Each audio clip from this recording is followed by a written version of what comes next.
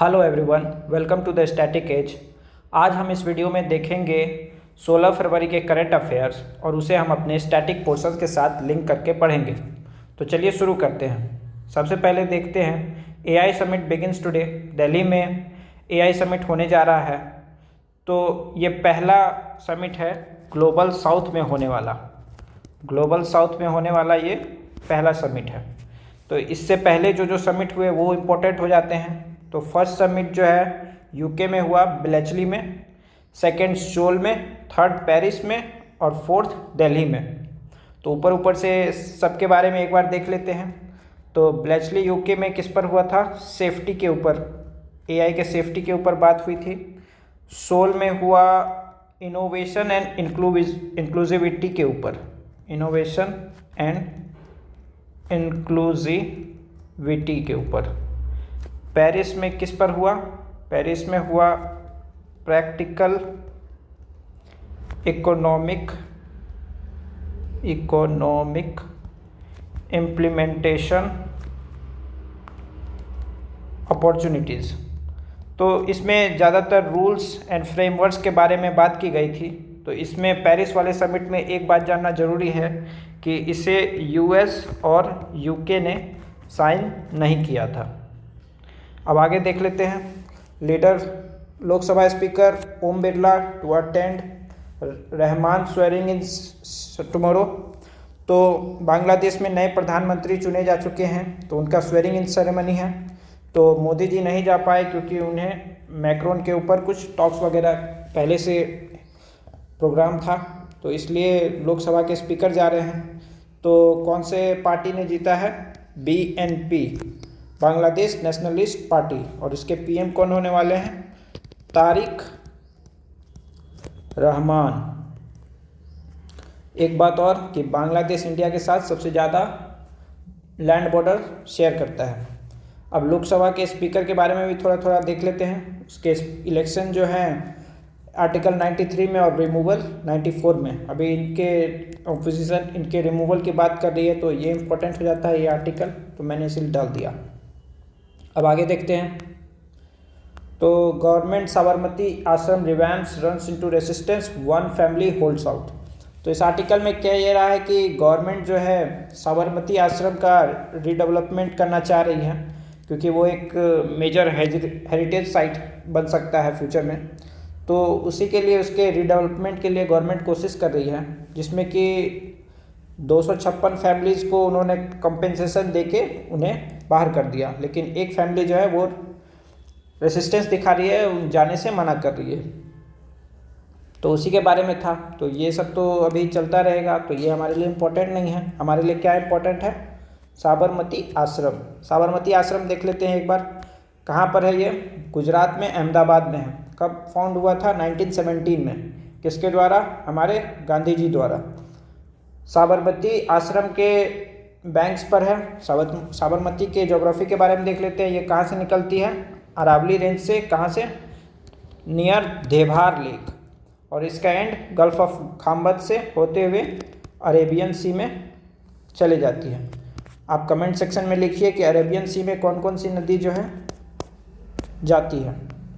अब आगे देख लेते हैं। तो ये Sabarmati Ashram headquarter of non cooperation movement, civil disobedience movement, starting point of Dandi march, salt march जो गांधी जी किए थे 1930 में 78 फॉलोअर्स के साथ 12 मार्च से 6 अप्रैल तक, वही वाले।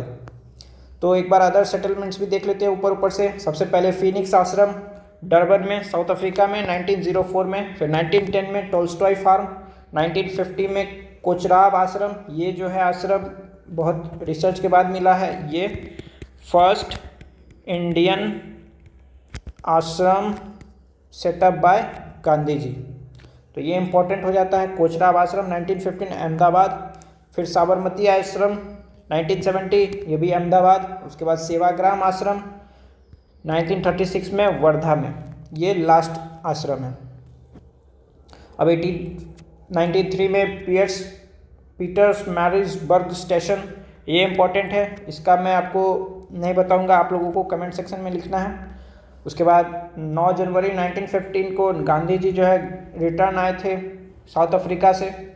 1917 में चंपारण सत्याग्रह, 1918 में अहमदाबाद मिल स्ट्राइक और 1918 में ही खेड़ा सत्याग्रह। अब देखते हैं अगले आर्टिकल में। तो इसमें नेशनल कमीशन फॉर वुमेन की चेयरपर्सन है, तो उन्होंने मैटरनिटी बेनिफिट एक्ट के बारे में लिखा है कि ये प्रोग्रेसिव ऑन पेपर है, लेकिन जो है वर्क प्लेस में लोगों के एटीट्यूड को चेंज करने की बात की गई है। तो वही उसी में बता रही हैं कि जब भी मैटरनिटी बेनिफिट ले करके वापस से अपने जॉब पे लौटती हैं महिलाएं, तो उन्हें रिस्पॉन्सिबिलिटीज़ कम हो जाती है, उनकी प्रमोशन स्लो हो जाते हैं और लेस कमिटेड उनको सी किया जाता है।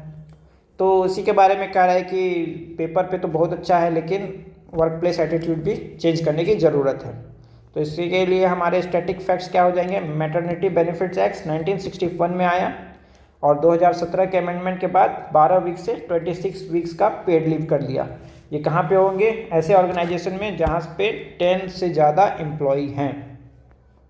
अब एक है child care leave. Child care leave हो जाता है बेबी होने के बाद करीब करीब 2 साल तक, और पहला साल तो फुल पे मिलता है और ये दूसरा साल पार्शियल पे मिलता है। तो ये चाइल्ड केयर लीव जो है सबसे इम्पोर्टेंट सिर्फ गवर्नमेंट एम्प्लॉयज़ को है अभी। अब आगे देखते हैं। ये चेयरपर्सन है नेशनल कमीशन फॉर वुमेन की, तो मैंने नेशनल कमीशन फॉर वुमेन का भी ऊपर से देख लेने के बाद करी है। तो ये 1992 में हुआ था। किससे? National commission for women act 1992 से।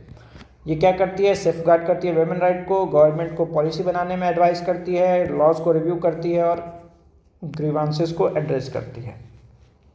तो अब आगे चलते हैं। RBI's plan to compensate victim of fraud transactions. तो अभी RBI कुछ प्लान कर रही है कि जिनका OTP के द्वारा जो फ्रॉड हो जाता है, 50,000 1 लाख रुपए मोबाइल से कट जाते हैं, तो उनके लिए वो अब कॉम्पेंसेट करेगी RBI उसके लिए।